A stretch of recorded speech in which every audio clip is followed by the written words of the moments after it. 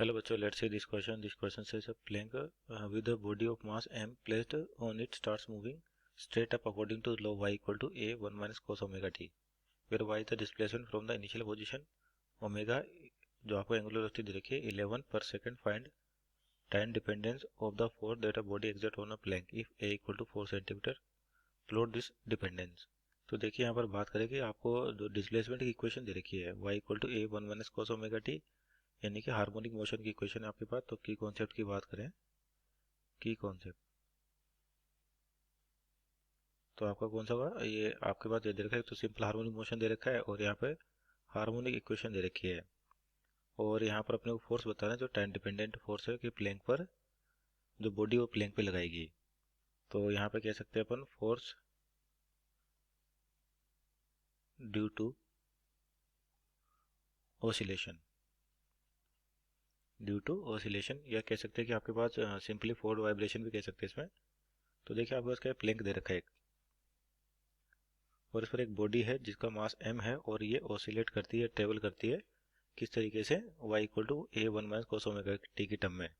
तो ये प्लेन पर कितना फोर्स लगाएगी, तो एक तो आपके पास फोर्स जो लगेगा इस इक्वेशन के कारण लगेगा हार्मोनिक फोर्स, और एक इसका mg लगेगा इसे. तो यानी कि यहाँ पर जो फोर्स होगा बेसिकली f की वैल्यू क्या हो जाएगी, mg plus m d2y upon 2y upon dt square. क्योंकि यहाँ पे देखिए d2y upon dt square acceleration होगा, तो आपको जो हार्मोनिक इक्वेशन दे रखी है y यानी कि डिस्प्लेसमेंट दे रखा है, तो इसकी वेलोसिटी भी होगी, इसका एक्सेलेरेशन भी होगा. तो एक्सेलेरेशन की वजह से कितना फोर्स लगेगा इस पर, ये बात हो रखी है. तो y की वैल्यू है a 1 minus cos omega t. तो यहाँ से वेलोसिटी निकालें कि dy बाई dt निकाले पर,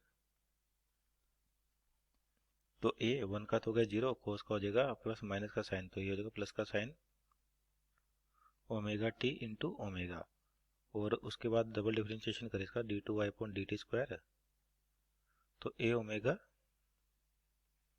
कोस ओमेगा टी, और एक और ओमेगा है तो a ओमेगा स्क्वायर हो जाएगा आपके पास ये. तो इस पे टोटल फोर्स कितनी हो जाएगी आपके पास, F इक्वल टू mg तो है सही, mg plus m a omega square cos omega t. तो यहाँ से आपके पास अगर m कॉमन ले ले अपन तो बचे कितना, तो यहाँ से अगर मान लीजिए m कॉमन ले लेते अपन तो बचेगा कितना, g प्लस आपके पास a omega square cos omega t. तो यहाँ पर a की वैल्यू दे रखी है 4 सेंटीमीटर, ओमेगा है आपके पास 11, तो g प्लस a की वैल्यू 4 सेंटीमीटर, 4 इंटू 10 की पावर माइनस 2 मीटर, ओमेगा 11 का स्क्वायर आपके पास into cos omega t, into cos omega t. तो देखिए यहाँ पे जो फोर्स हो जाएगा आपके पास, तो m और g प्लस 4 इसको मल्टीप्लाई करते तो 11 का स्क्वायर 121, और 4 से मल्टीप्लाई करते तो 484 हो जाएगा, इंटू 10 की पावर माइनस 2 है तो 4.84 कोस omega T that is 11 T. तो ये आ गया आपका टाइम डिपेंडेंट फोर्स जो कि बॉडी किस पे लगा रही है, ब्लॉक पे लगा रही है. तो सिंपल अपना जो 1 प्लस कोस थीटा ग्राफ होता है वो इसका जो है फोर्स की वैल्यू पूछी हुई कि फोर्स का डिपेंडेंसी कैसे दिखाई देगी आपके पास. तो आपका जो मान लीजिए y equal to 1 plus cos theta, इसका जो ग्राफ होता है आपका कार्डिक फॉर्म में होता है, तो यानी कि इसका जो ग्राफ बनेगा कुछ इस प्रकार से बनेगा आपके पास. So this is our final answer. Hope you understood well. Best of luck.